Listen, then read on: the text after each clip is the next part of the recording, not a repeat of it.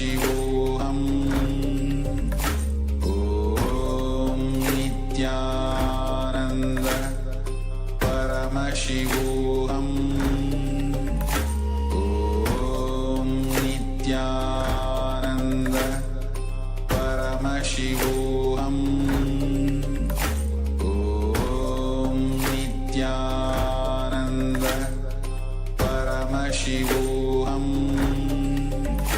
Om Nithyananda Paramashivoham Om Nithyananda Paramashivoham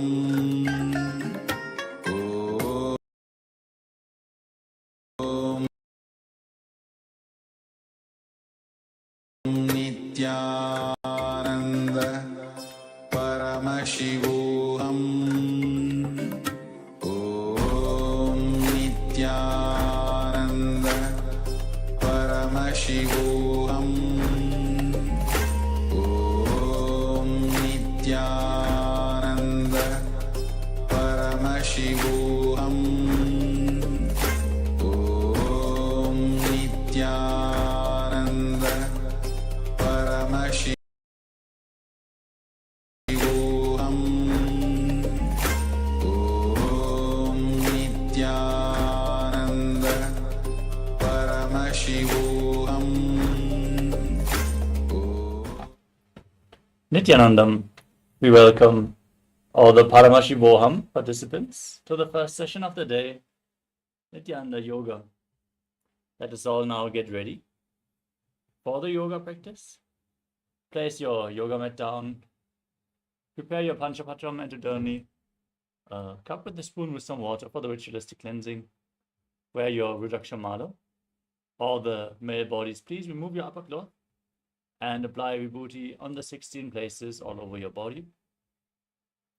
Wear the kumkum. If you have it available, you can apply the sandalwood paste, just some water and sandalwood powder on your temples. And settle down as we are going to enter into the ritual of yoga in just a moment.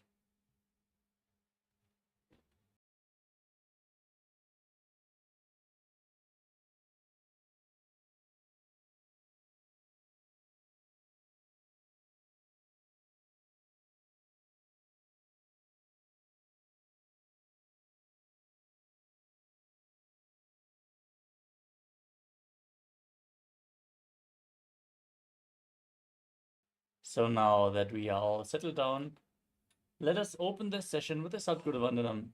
Sit straight with your head, neck, and spine in a straight line. Join your hands in Namaskara Mudra in front of the heart center. Close your eyes. Visualize Swamiji in your inner space and chant along.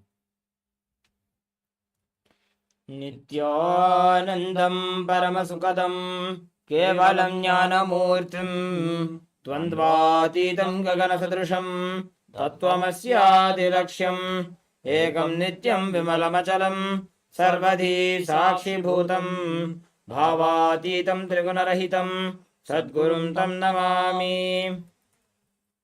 Next, you will chant the Shiva Mula mantra, Om Ham Haum Shivaya Namaha, 11 times internally. Om Ham Haum Shivaya Namaha. Om Ham Haum Shivaya Namaha. Om Ham Haum Shivaya Namaha. Om Ham Haum Shivaya Namaha. Om Ham Haum Shivaya Namaha. Om Ham Haum Shivaya Namaha. Om Ham Haum Shivaya Namaha. Om Ham Haum Shivaya Namaha. Om Ham Haum Shivaya Namaha. Om Ham Haum Shivaya Namaha. Om Ham Haum Shivaya Namaha.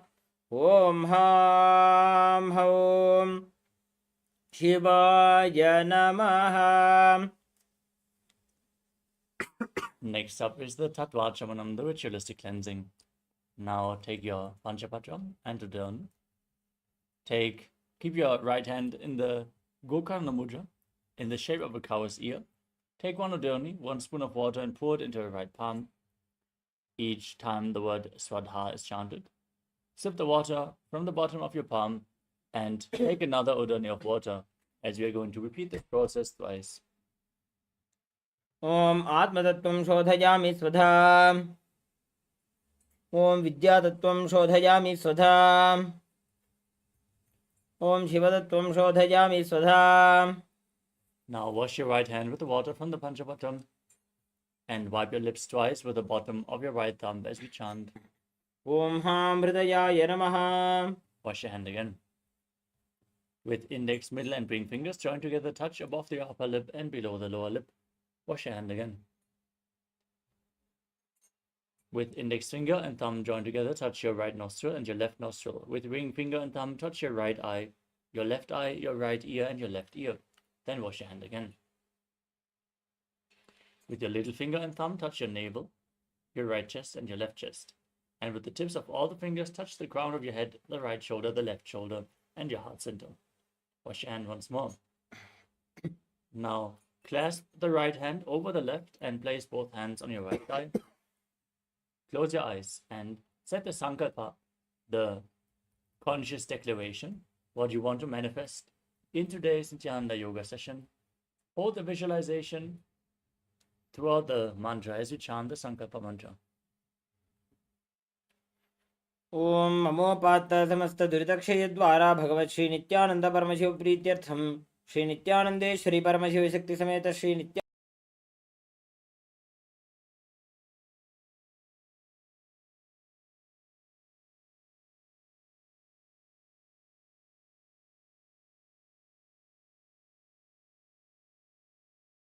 Nandeshwara Paramashiva Prithyatham Cha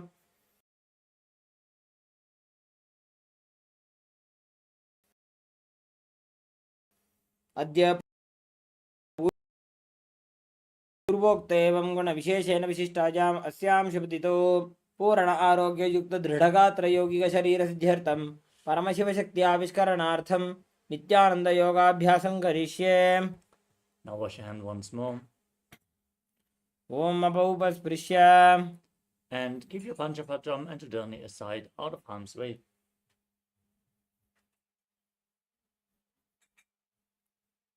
Let us now briefly cover the 12 components of Kailasa's Nithyananda Yoga, preparing our being for Paramashivoham.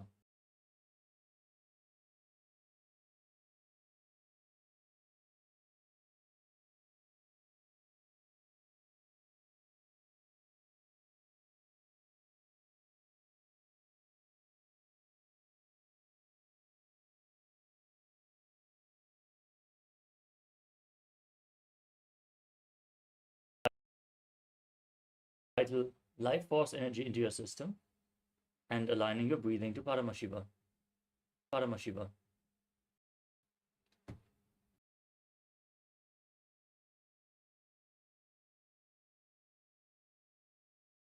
Mudra,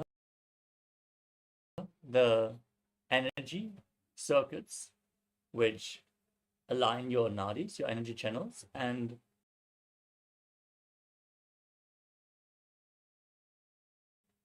lead the prana in a certain direction within your system.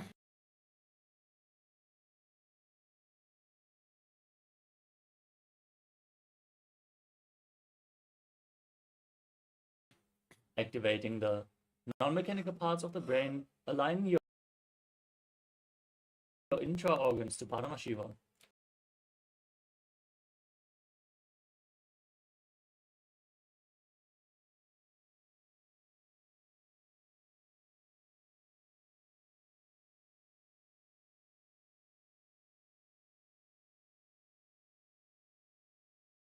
You can see activating your energy channels, bandhas, the energy locks, performed by contracting certain muscles and diaphragms within your body, preventing the retained prana from seeping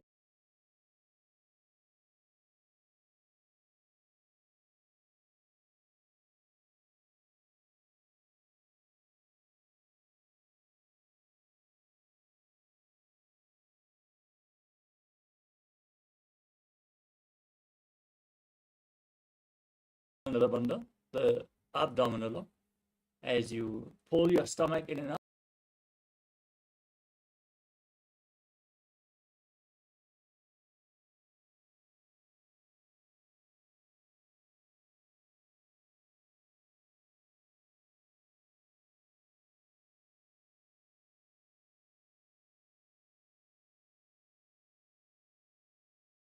Dharana, the sacred dance postures.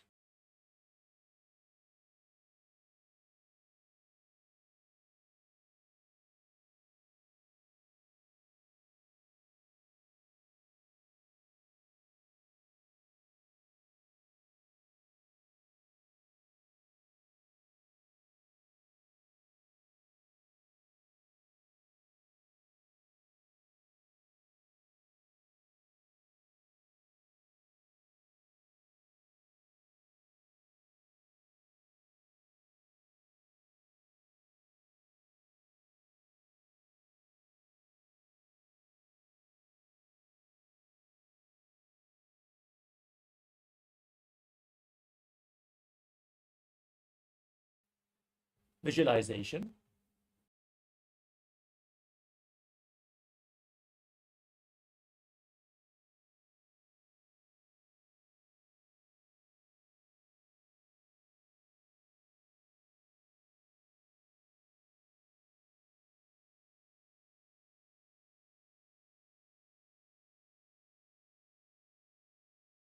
We experienced through the asanas more intensely. Abharana, the Rudraksha jewelry, acts like a spiritual battery, holding on to the spiritual energy and holding you in the high energy space. So keep Rudraksha beads on your skin at any given time.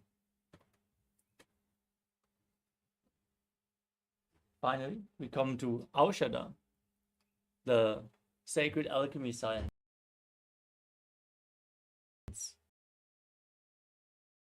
Apply alchemy products like Vibhuti and Kumkum, the sandalwood paste, Jnananjana, and various other Aushadas as prepared by the Supreme Pontiff of Hinduism during the yoga practice to infuse prana into your system through the skin. With this, we covered the components of Kailasa Nithyananda yoga. If you struggle in performing any of the asanas, make sure you perform the other components even more intensely.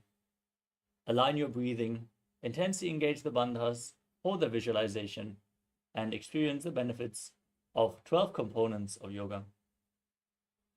Let us now move into the first asana of the sequence, which is Sukhasana. Now, sit straight with your head, neck, and spine in a straight line. Place your hands on top of the knees in Bindu Mudra. Engage all the bandhas, Mahamudra Bandha. As you visualize Lord Shiva in your inner space, breathe in Samana Kumbhaka. Inhale deeply into your stomach and hold your breath. Visualize that a flame is being kindled in your stomach and rising up your spine. As you internally chant the japa Soham. तत्सुखासनमित्युक्तमशक्तस्तत्समाचरेत् आसनं विजितं येन चितं तेन जगत्त्रयम्. Next up is Parvatasana.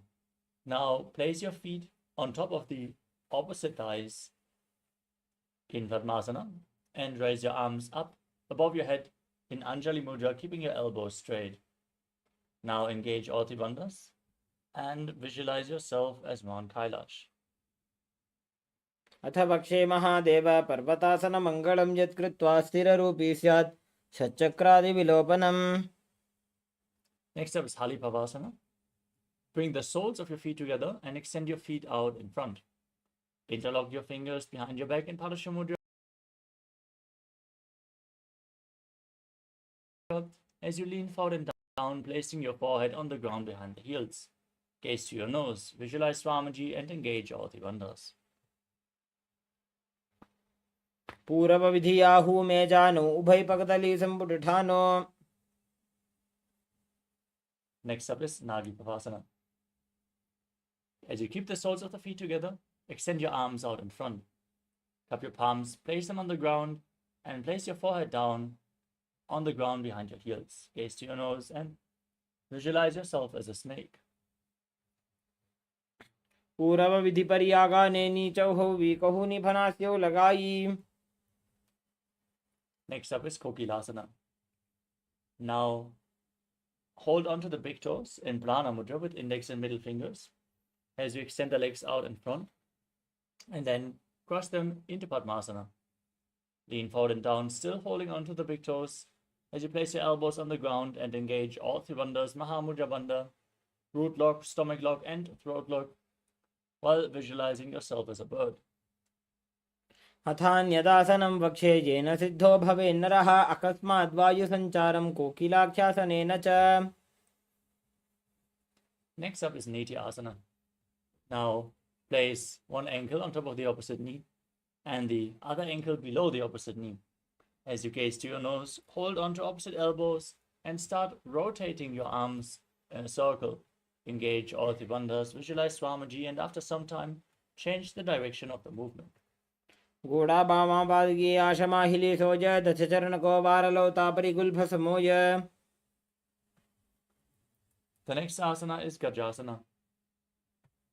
Now place your hands flat on the mat and raise your hips up high, scooping your head forward and down again and again.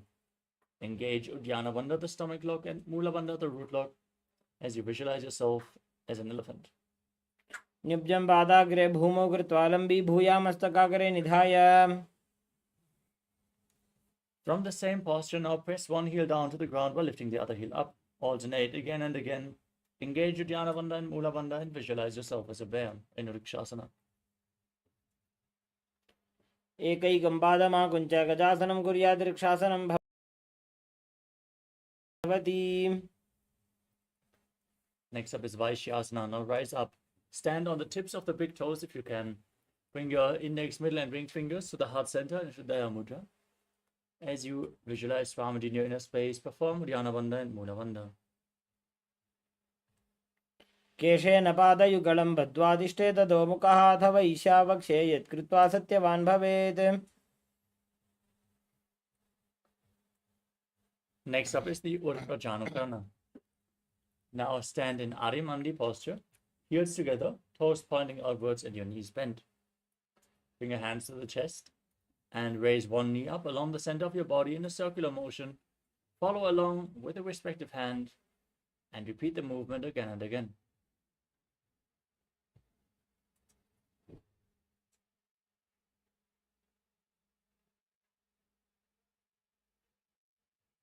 The next asana is Balalingasana. Now interlock your fingers from the outside in Sarva Shankari Mudra. Pull one knee up towards your chest and hold it close with your hands. As you stand straight on the mat like a rod, engage all three bandhas and visualize yourself as a baby, holding a baby. एकं जानुरसियालिङ्ग्य स्थातव्यं बाललिङ्गनं भवति. Next up is Padapidanasana. Now hold one foot and pull it behind towards your buttocks with both hands. Engage all three bandhas, visualize Swamiji in your inner space. Keep breathing in Samana Kumbhaka. स्थित्वैकस्मिन् पादतले कराभ्यां वेष्टयेत् तनुं पृष्ठे संस्थाप्य यत्नेन पादपीडनमासनम्. Next up is Natarajasana. Now hold the sole of the foot from the inside and kick the leg back and up as you lean forward. Extend your hand forward in Bindu Mudra, index and thumb together. As you visualize yourself as Lord Nataraja, engage the Mula Bandha. उत्तानपादं क्रौञ्चं च मरीचिं वीरभद्रकं नटराजं त्रिकोणं च सुप्ताङ्गुष्ठप्रसारणे. Now stand on the other leg. Interlock your fingers, pull the knee up towards your chest and visualize yourself holding a baby in Balalingasana on the other side. एकं जानुरसियालिङ्ग्य स्थातव्यं बाललिङ्गनं भवति.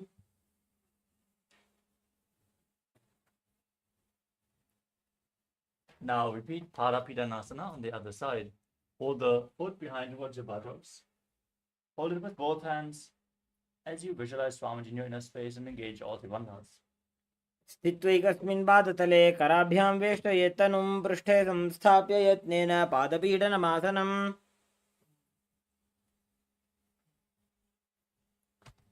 Now repeat Natarajasana on the other side. Hold the sole of the foot, kick the leg back and up as you lean forward with your hand in Bindu Mudra, visualizing yourself performing the cosmic dance as Lord Nataraja. उत्तानपादं क्रोञ्चं च मरीचिं वीरभद्रकं नटराजं त्रिकोणं च सुप्ताङ्गुष्ठप्रसारणे. Next up is Ardha Karana. Now stand in Arimandi, hands at the chest. Step the right foot behind the left, toes down, and swing the right arm back and forth like a pendulum. Gracefully move your fingers one by one. Then place the hand over the nose, uncross your ankles, and repeat the movement on the other side.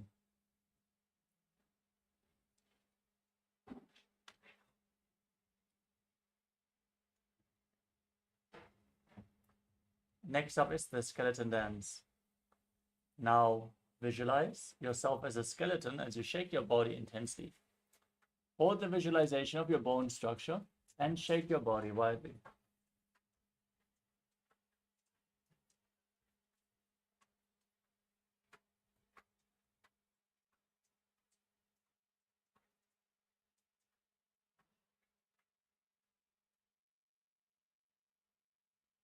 Next up is Karana. From Arimandi position, now cross your arms above your head with the fingers, the palms facing backwards. Now twist your body to one side, open up your palms wide above your head, cross them again to the center, and repeat the movement again and again on both sides.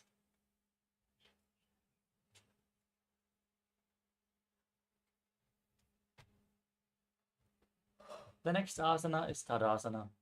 Now stand on the tips of your toes as you raise your arms up above your head, palms facing each other. Engage all three bandhas and visualize yourself as a palm tree as you internally chant the new japa, Shivoham. महामुद्राबद्धकोनो ताडासनविभेदकान्विनोत्तानं सदा कुर्यादन्तर्वत्नीपतिप्रिया. Next up is Uttanasana. From a standing position, lean forward and down. Place your hands flat on the mat as you engage all three bandhas. Visualize Swamiji in your inner space. महामुद्राबद्धकोनो ताडासनविभेदकान्विनोत्तानं सदा कुर्यादन्तर्वत्नीपतिप्रिया. Next up is Tarakshvasana. Now keep your palms flat on the ground, shoulder width apart, and step your feet back into a tall plank position. Now engage the Mula Bandha and the Jalandhara Bandha, the root lock and the throat lock, as you rotate your head from side to side.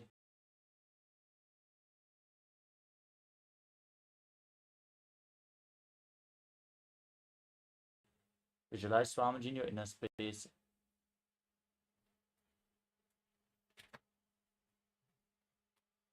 गजातनवस्थित्वा मस्तकं वारं वारं दक्षिणकुक्षिं सव्यकुक्षिं लजेत तरक्श्वासनं भवति. Next up is Bhujangasana. Lay down flat on your stomach with the toes pointing back. Keep your hands next to the shoulders and raise your chest and your head up by the strength of your lower back. Open your mouth wide. And inhale.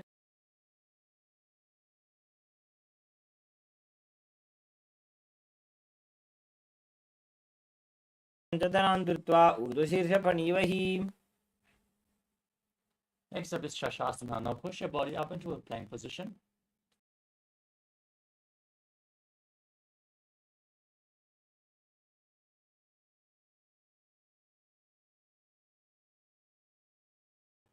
Prana along your spine.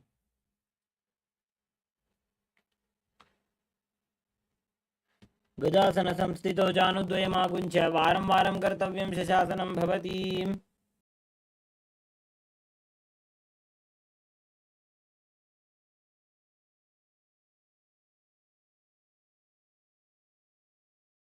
Hands again and again as you visualize yourself as a chariot. गजासन संस्थितो एकैकं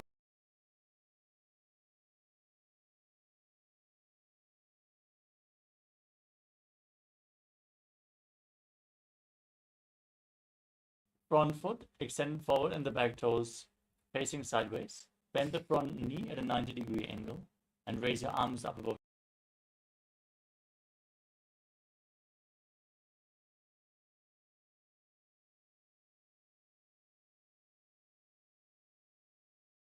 ऊर्ध्वकुक्कुटमेव च अष्टावक्रमथोत्थानं मयूरं सेतुबन्धनम्. Now exchange the position of your feet. Repeat Virabhadrasana on the other side.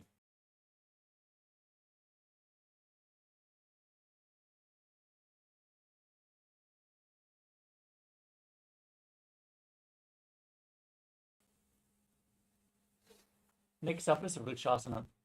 Now stand on one leg as you lift the other foot towards the inner opposite thigh.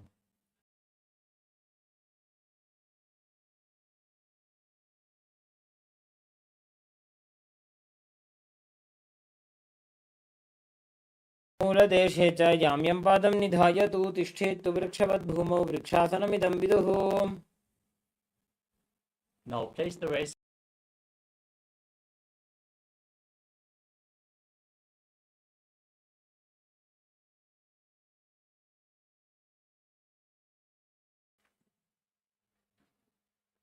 गरुडासनमावक्ष्य येन ध्यानं स्थिरं भवेत्.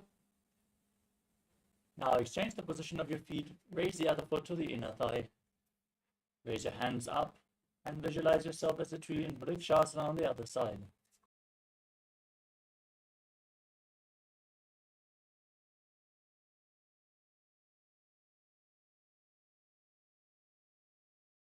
The opposite thigh. Keep your hands in Namaskara Mudra in front of your chest as you visualize yourself as Lord Garuda. गरुडासनमावक्ष्य येन ध्यानं स्थिरं भवेत् सर्वदोषाद् विनिर्मुक्तः.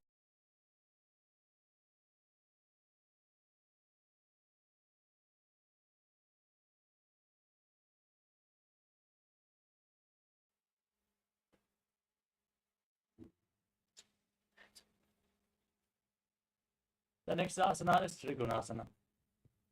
Now keep the front toes pointing forward as you step forward and the other foot far back with the back toes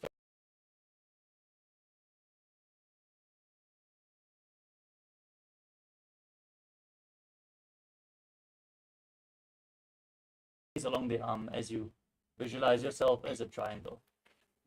उत्तानपादं क्रौञ्चं च मरीचिं वीरभद्रकं नटराजं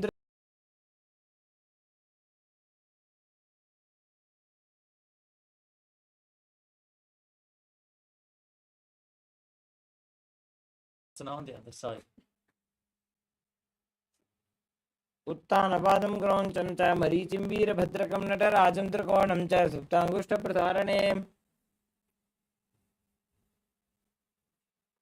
Next up is Nikutaka Karana. Stand in Adimandi and raise one heel off the ground. Bring your hands in front of the chest with the palms facing each other. Now stomp the waist to the ground and raise the other heel up as you change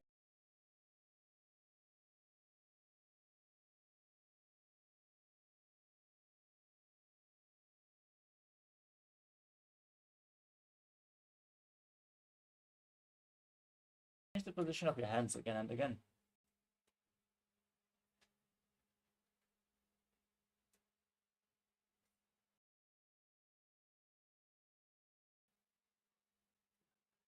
Next up is Angushtasana. Now lower your body down. Sit on tucked toes with the heels raised. Sit on the heels. Lift your knees off the mat and keep them together as you join your hands in Namaskara Mudra in front of your heart. Visualize Swamiji and start buzzing like a bee in Brahmari Kumbhaka on the inhalation and exhalation as you engage the Mula Bandha and internally chant the new japa Sadashivoham. कबन्धासनमित्याहुः गोरक्षासनमेव च अङ्गुष्ठमुष्टिकं ज्ञेयं ब्रह्मप्रसादितं तथा. Now extend one leg forward, heels down.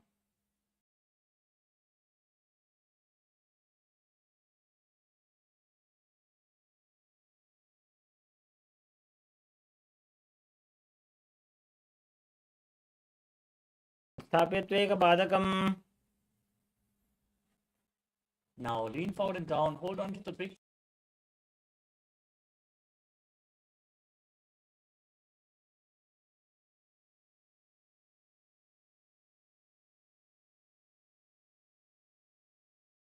पादाग्रं संस्पृशेत् तत्करेण.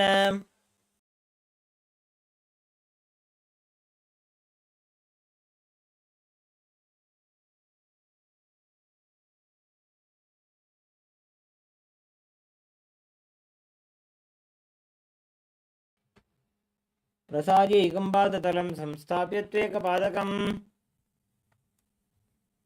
Lean forward and down, hold on to the big toe of the front foot and the back heel as you visualize Swamiji in your inner space in Vidurmanasana. गुल्भस्थितो पादमेकं प्रसाद्य तत्पादाग्रं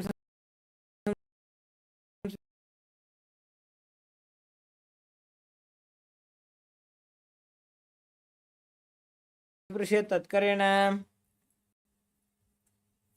Next up is Brahmajankushasana. Now step both feet in and sit on the raised heels. Keep your knees apart and place the back of your hands on the knees. As you gaze through the gap between the palms, tilt your head down in Jalandhara Bandha. Keep your eyes open wide in Shambhavi Mudra, unblinking, actually gazing within.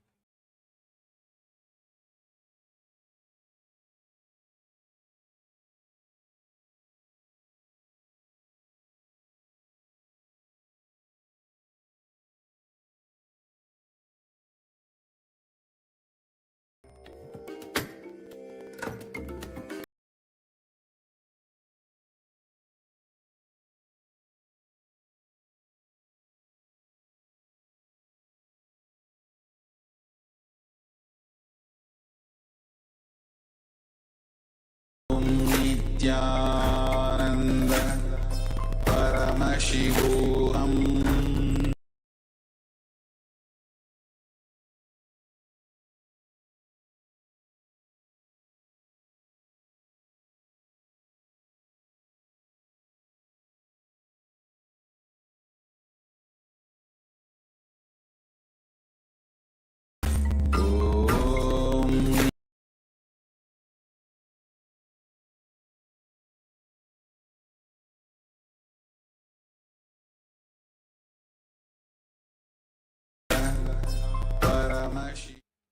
Yes, sorry for the technical glitch.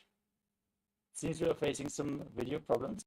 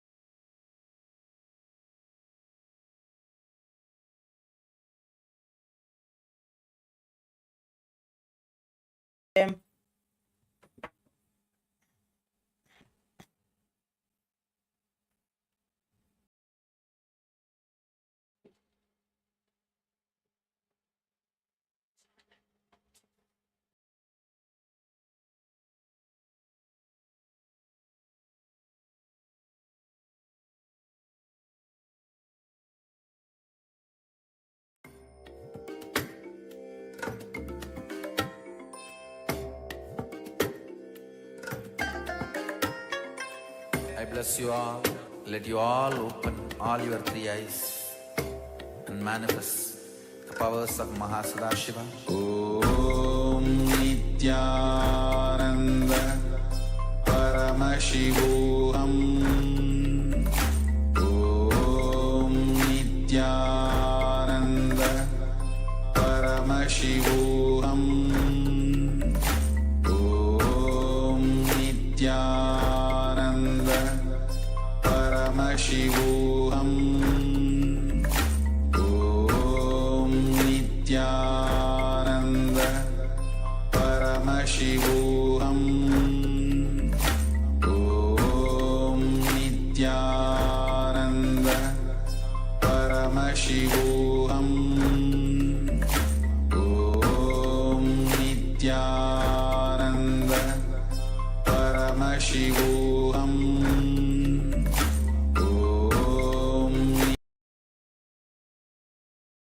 Nithyananda Paramashivoham.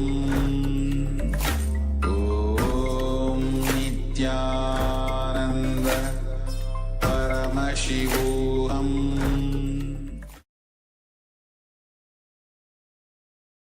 Yes, sorry for the technical glitch. We hope that all the technical issues are complete now? Please let us know in the Zoom chat. If you're facing any video lag, let us now continue with the next asana of the sequence, which is Suryasana. Now, tuck your toes, bring the soles of the feet together, and raise your knees off the mat as you split them wide. Join your thumbs and little fingers in Padma Mudra as you open up your palms, resembling a lotus flower. Raise your arms up above your head, gaze through the gap between the palms, engage Uddiyana Bandha and Mula Kumbhaka. एड़ी दो गुदा तरियाणे फना पानी बैठक पुनिठाने गोड़ा जंगा अधर करी रहे आड़े वाम ऐसी विधि कहे.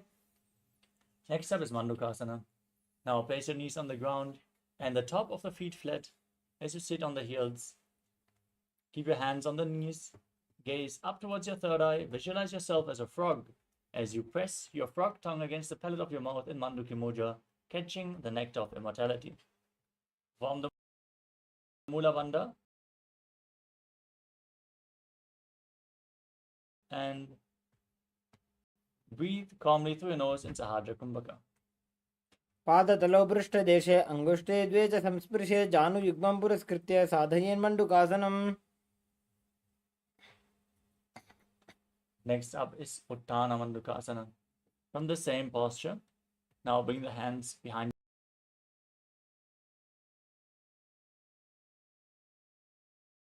your back. Hold on to opposite shoulder. Gaze to your third eye. Visualize yourself as a frog. Keep your tongue up in Manduki Mudra and perform Uddiyana Bandha and Mula Bandha. Mandukasana मध्यस्थं गुरुपराभ्यां धृतं शिरः एतद्भेकवदुत्थानम् एतदुत्थानमण्डूकम्.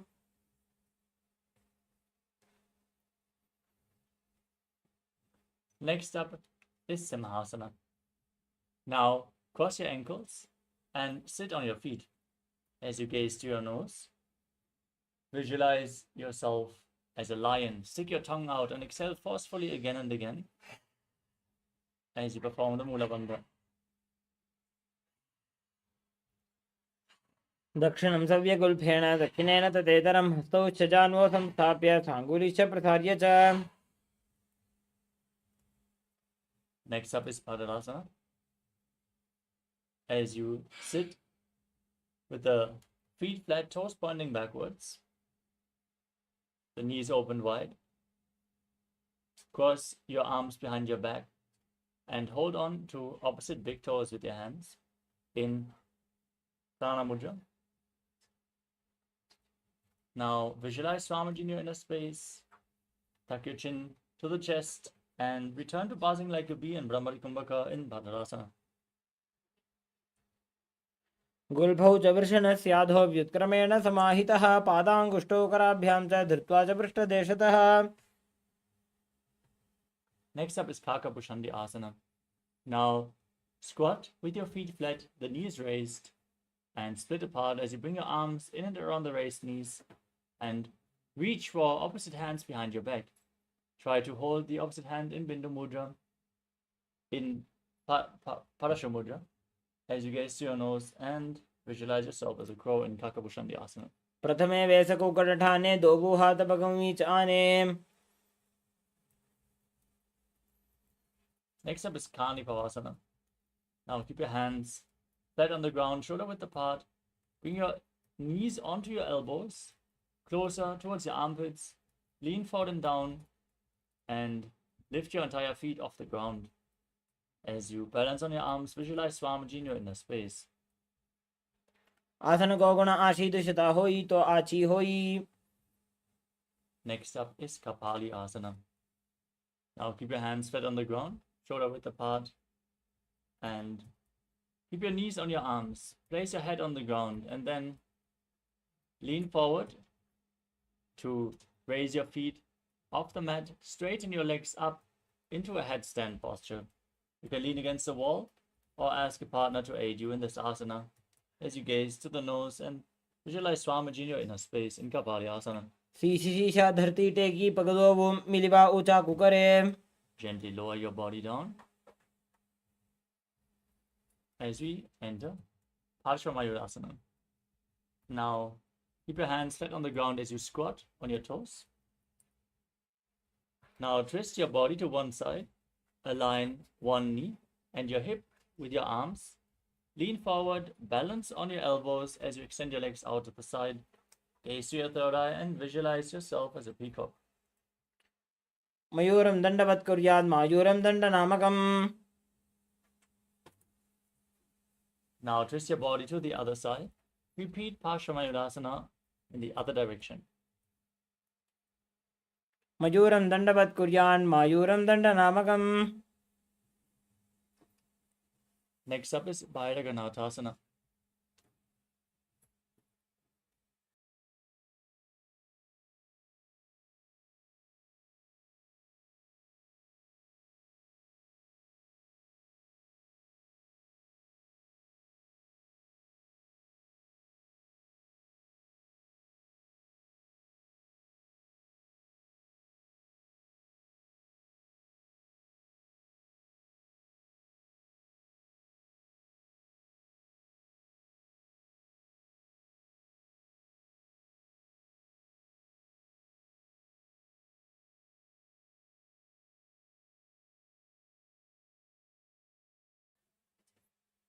As you keep your hands flat in a plank position, step one foot in between the two hands and gaze up towards your third eye. As you push your hips forward, engage the Mula Bandha.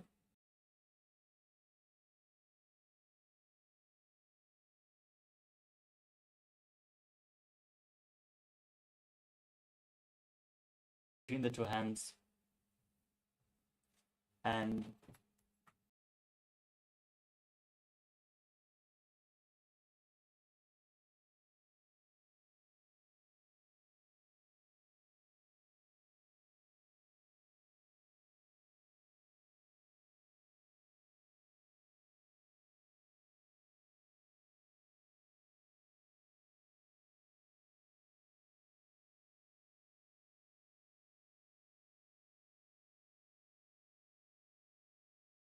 the hips. Tilt your head back, gaze up towards your third eye.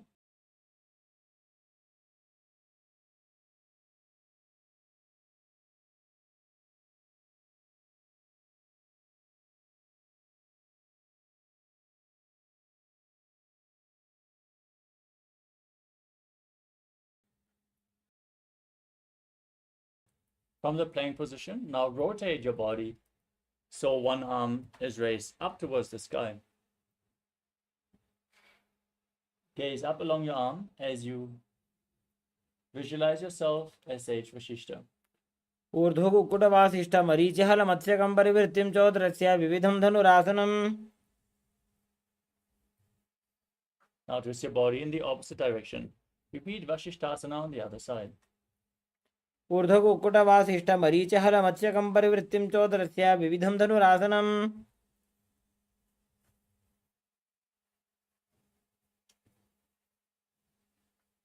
Now sit with your legs extended forward.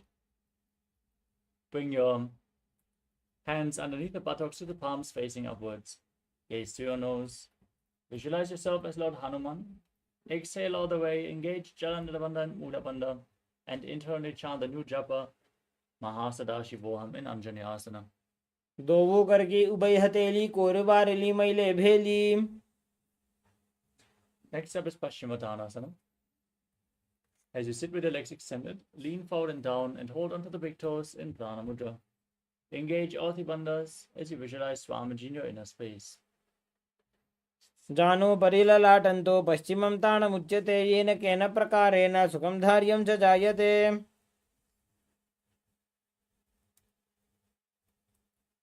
Next up is Ugrasana. As you keep your legs extended, interlock your fingers behind your neck, then lean down and forward. As you bring your head in between the legs, your elbows outside the knees. Engage Orthi Bandha, squeeze your core as you visualize Kali in your inner space in Ugrasana. स्वपाणिभ्यां दृढं धृत्वा जानुपरि शिरोन्यसेत् आसनोग्रमितं प्रोक्तं भवेदनिलदीपनम्. Next up is Marichyasana. As you bring one heel against the perineum with the knee raised, lean forward and down and bring your arm in and around the raised knee, interlocking both your hands behind your back. Engage the Mula Bandha and visualize yourself as Sage Marichi. उत्तानपादं क्रौञ्चं च मरीचिं वीरभद्रकं नटराजं त्रिकोणं च सुप्ताङ्गुष्ठप्रसारणे.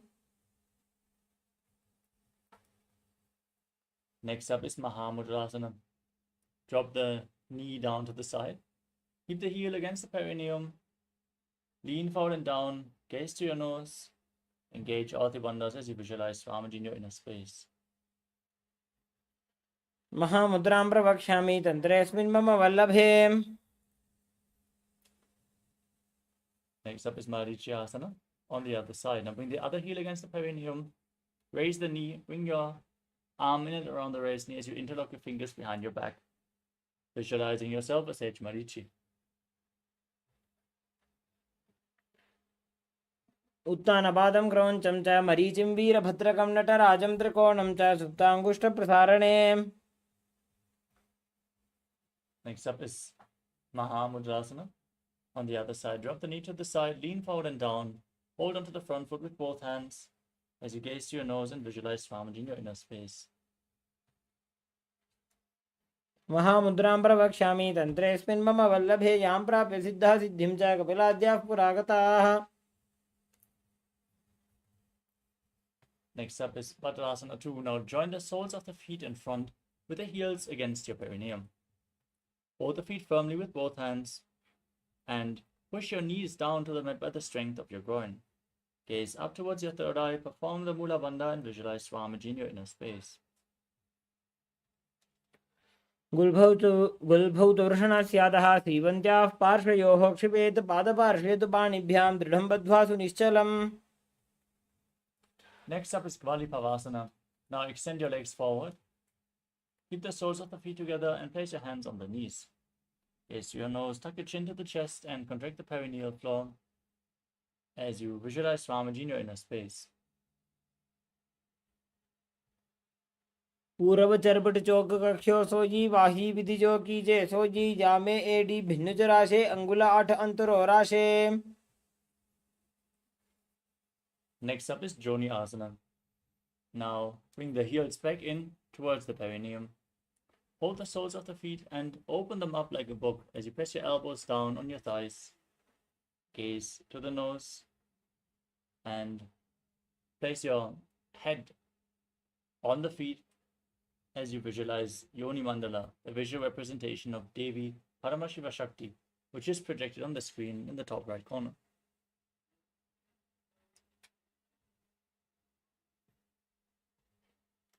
दोगो पगदली संपुट करे AD made के ढिंग दरे. Now again, extend the feet away from the body. Keep the heels together, toes apart. Extend your arms out to the side and lean forward and down as you place your hands flat on the mat. Gaze to your nose as you visualize Swamiji in Midaki Pavasana. पूरव विधि परिपकदली संपुट शोल एडी मिली राशे.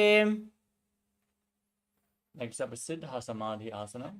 Bring your feet back in towards the perineum, the toes together and the heels apart, and bring your arms underneath the shins, palms facing upward. Lean forward and down, bring your forehead on the ground in front of the feet as you bring your toes against your throat. Gaze to your nose and visualize Lord Surya in your inner space in Siddha Samadhi Asana. दोगो पगदली संपुट करे सोले मेढ आगा में धरे. Next up is Chinaki Pavasana. Now, keep the heels close to the perineum. Open up the soles like a book as you hold your feet with your hands and press your elbows onto your thighs. Gaze to your nose as you visualize Swamiji in your inner space. दो पगा की AD धरती मगिवा मेढ लगावे. Next up is Charapada Trokasana. Keep the soles of the feet together, heels against the perineum, and then place your hands on the knees and gently push them down towards the ground as you engage Uddiyana Bandha and Mula Bandha, stomach and root lock. Gaze to your third eye and visualize Swamiji. दोगो पगदली संपुट धारे आगा ने करे जा रे पसारे. Next up is Bhairavasana. Keep the soles of the feet together and now twist your feet so the toes are pointing down and the heels are being raised. Use the support of your hands if needed. Then bring your knees to the ground and place your hands on top in Bindu Mudra with index and thumbs together. As you gaze up towards your third eye, engage your Dhyana Bandha and Mula Bandha and visualize yourself as Lord Kala Bhairava. गुल्फौ सम्पीड्यचान्योन्यं व्युत्क्रमेणोत्थितं शनैः. Next up is Samanasana. Now bring one heel against the perineum and lift the sole of the other foot up against your chest with both hands. Gaze out towards your third eye, visualize Swamiji. Exhale deeply and contract the perineal floor as you hold the breath in the Muladhara chakra in Samanasana. केवलं पादमेकं च स्कन्धे चारोपयेत् ततः. Next up is Apanasana. Now raise one leg over top of the respective shoulder. Extend the opposite leg forward and up. Gaze to your third eye and visualize Swamiji in your inner space. केवलं पादमेकं च स्कन्धे चारोपयेत् ततः. Now press the other heel against the perineum. Lift the sole of the opposite foot against your chest. Repeat Samanasana on the other side. समानासनमावक्षे सिद्धमन्त्रादिसाधनात्. Now repeat Apanasana on the other side. Lift the other leg over top of the shoulder. Extend the leg forward and up as you gaze to your third eye and visualize Swamiji. केवलं पादमेकं च स्कन्धे चारोपयेत् ततः. The next asana is Gomukhasana. Now stack your knees and bring your heels to the outside of opposite hips. Place your hands interlocked on the knees as you gaze to the nose and visualize the face of a cow while you breathe in Siddhkari Kumbhaka. Press your tongue up against the palate of your mouth, hiss through your teeth as you inhale, and internally chant the new japa Om Nithyananda in Gomukhasana. सव्ये दक्षिणगुल्फं तु पृष्ठपार्श्वे नियोजये दक्षिणे विदधा सव्यं गोमुखं गोमुखं यथा. Now hold on to the big toes in Prana Mudra. As you gaze to your nose, engage your Dhyana Bandha and Mula Bandha and visualize yourself as Rishika Anasuya in Anasuyasana.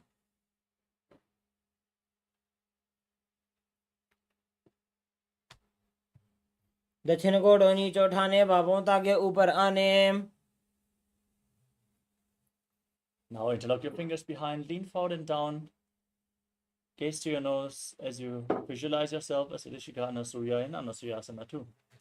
जीमणा गोदा की संधि उपरिडा वागोड़ा की संधि. Now place one foot flat and press the other heel against the perineum. As you place your hands on respective knees, gaze to your nose and visualize yourself as Lord Garuda in Garudasana too.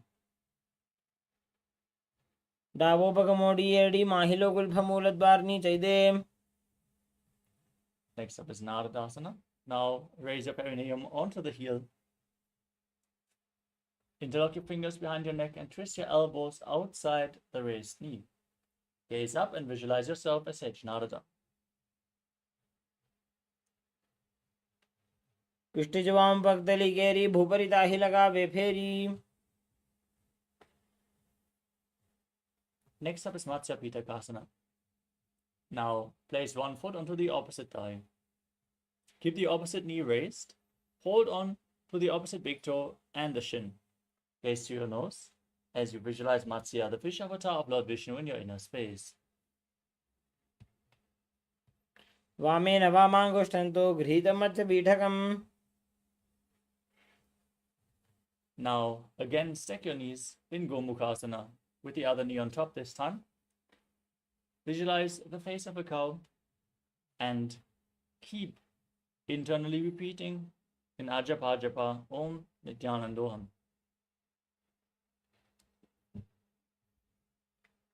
सव्ये दक्षिणगुल्फं तु पृष्ठपार्श्वे नियोजयेत्. Hold on to the big toes and visualize yourself as Rishika Anasuya as you repeat Anasuyasana on the other side. दक्षिण घोड़ों नीचे उठाने भावों ताकि ऊपर आने.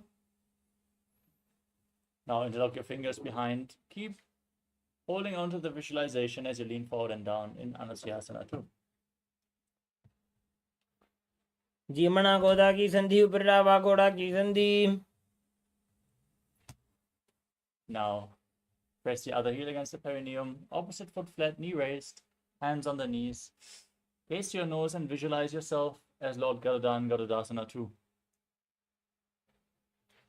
Davos पग मोड़ी एड़ी माहिलो गुल्फमूल द्वार नीचे दे. Now raise your perineum onto the heel. Interlock your fingers behind your neck as you twist your elbows outside the raised knee. Gazing to your third eye, visualizing yourself as Sage Narada and Naradasana on the other side.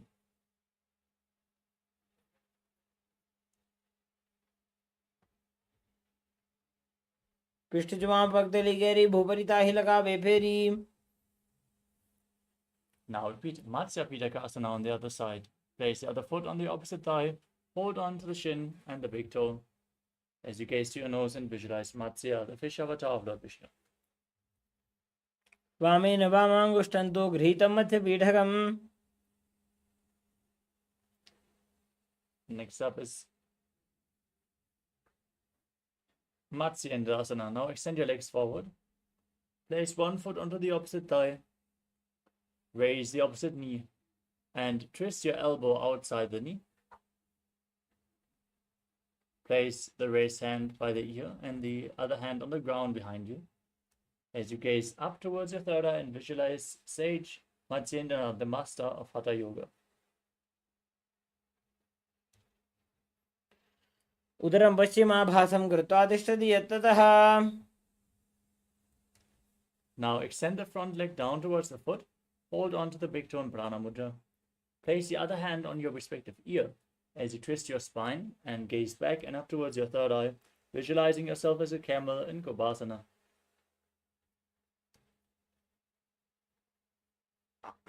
आसन को गुण झोलो जाए. Now drop the hand from the ear down to the ground. Keep holding onto the front foot. As you twist your spine even further, guys, towards your third eye, visualize Sage Matsyendra, the master of Hatha Yoga, and Matsyendasana 2. मत्स्येन्द्रपीडं जठर प्रदीप्तिं Prachanda रुक्मण्डल खण्डनास्त्रम्. Now extend your legs forward. Place the other foot on the opposite thigh. Gaze up towards your third eye as you twist your body around the raised knee. Visualize Sage Matsyendra in Matsyendasana. उदरं पश्चिमाभासं कृत्वा तिष्ठति यत्ततः. Now extend the arm down to the foot. Hold onto the big toe. Gaze up towards your third eye as you keep the other hand on your respective ear and visualize yourself as a camel in Kubasana. आसन को गुण झोलो जाए. Drop the hand from the ear down to the ground. Twist your body. Repeat Matsyendasana 2. मत्स्येन्द्रपीडं जठर प्रदीप्तिं Prachanda रुक्मण्डल खण्डनास्त्रम्. Next up is Padmasana. Now sit in a cross-legged position. Place your feet onto opposite thighs. Gaze to the nose. Visualize yourself as Lord Shiva. As you start breathing in Sitali Kumbhaka, press your tongue against the back of the teeth and hiss through your teeth while you inhale. Engage all the bandhas and internally chant the new japa, Om Nithyananda Mahasada-shivoham.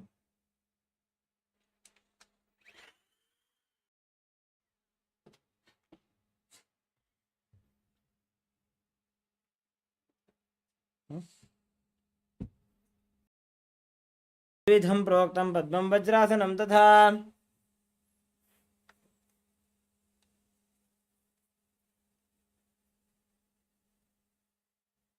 Next up is Padmasana 2.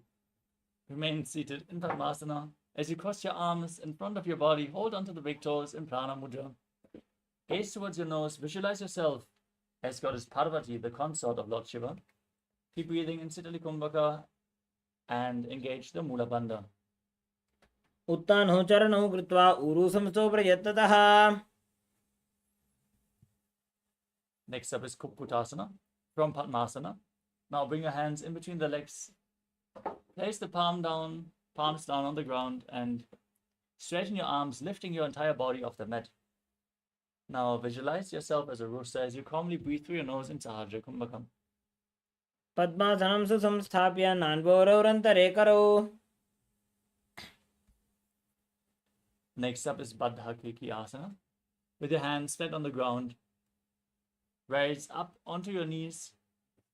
Keep your fingers pointing towards your body as you lean forward and down onto your elbows and lift your knees off the ground, balancing on your arms as you visualize Swamiji in your inner space. धरामौष्टभ्यकरद्वयेन तत्कूर्परि स्थापितानाभिपार्श्वः. Now extend your legs. Keep your hands flat on the mat. Lean on your elbows. Find balance. Lift your body off the ground and extend the legs straight in Mayurasana as you visualize yourself as a peacock. अथ वक्षे Mahadev मयूरासनमुत्तमम्. Now lay down on your stomach. Interlock your fingers behind your neck. Place your forehead on the ground and turn your feet pointing outwards with the heels down, toes pointing to the side as you visualize yourself as a crocodile in Makarasana.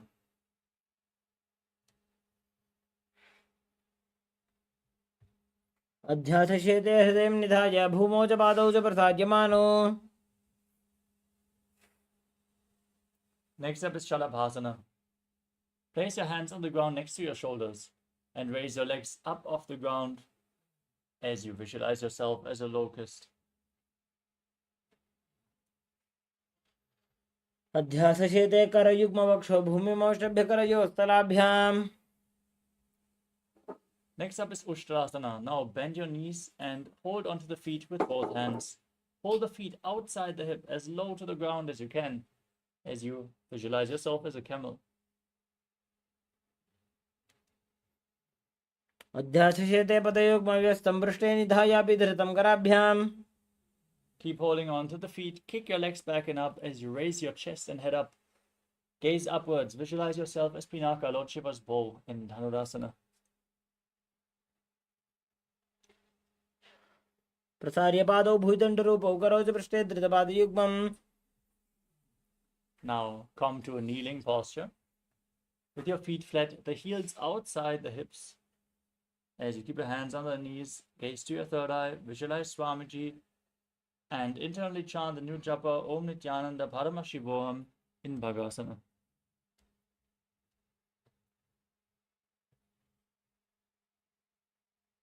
उल्टा मोड़ी पादौ वैसे बहुरो जुगति करे कैसे. Next up is Gohi Asana. Now place your forearms on the ground, elbows shoulder width apart. Interlock your fingers, place your head on the ground, support it with your hands as you walk your feet forward, raise your hips, and extend your legs up towards this. And pull your feet, your knees in towards your chest. Squeeze your body into a ball as you gaze to your nose and visualize Swamiji in your inner space. दो हाथ की कोहनी जोजी पुनः कलाई जाने दोई.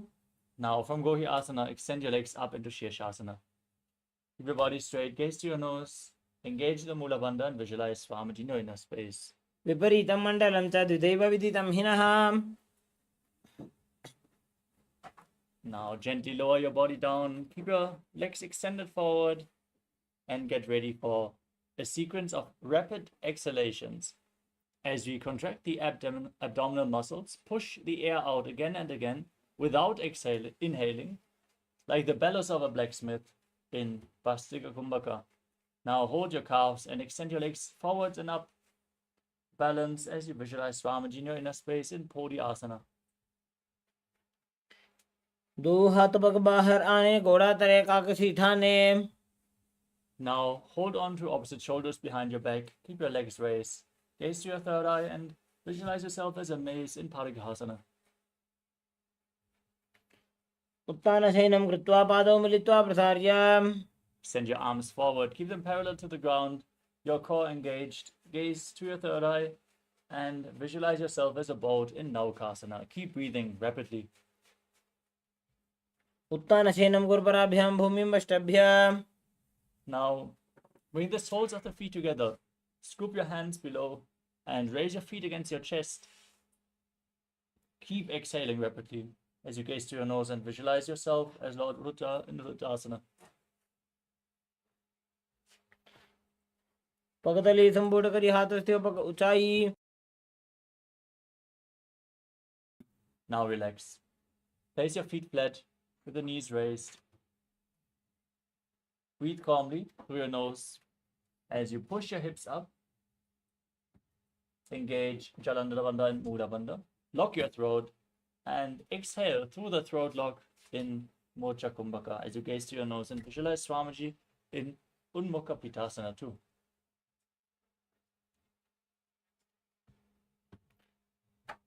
ऊर्ध्वे च जानूनि कृत्वा शवित्वोर्ध्वमुखं तथा. Now lay down flat on your back. Extend your legs. Keep the palms facing upwards next to your hips.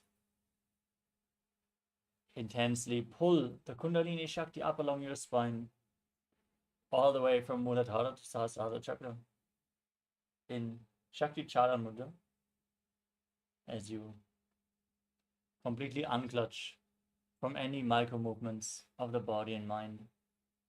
Be completely still as you visualize that your body is dead and Swamiji, the Supreme Pontiff of Hinduism, is liberating you. Internally, chant the Mahavakya Om Nithyananda Paramashivoham in Shavasana.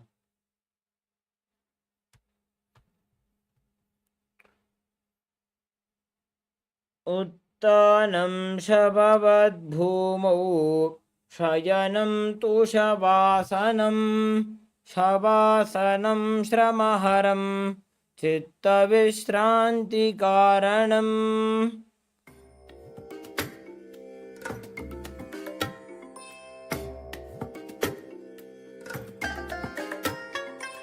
I bless you all. Let you all open all your three eyes and manifest the powers of Mahasada Om Nithyananda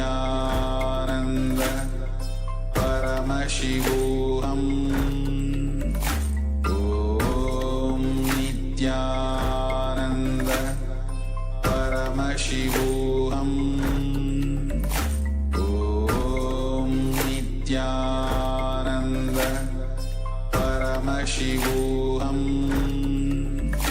Om Nithyananda Paramashivoham. Om Nithyananda Paramashivoham. Om Nithyananda Paramashivoham. Om Nithyananda Paramashivoham. Om Nithyananda Paramashivoham. Om Nithyananda Paramashivoham. Om Nithyananda Paramashivoham. Om Nithyananda Paramashivoham. Om Nithyananda Paramashivoham. Om Nithyananda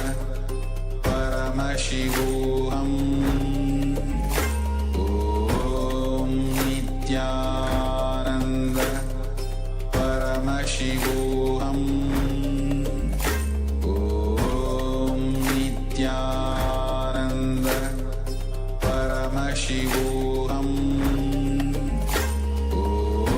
Om Nithyananda Paramashivoham.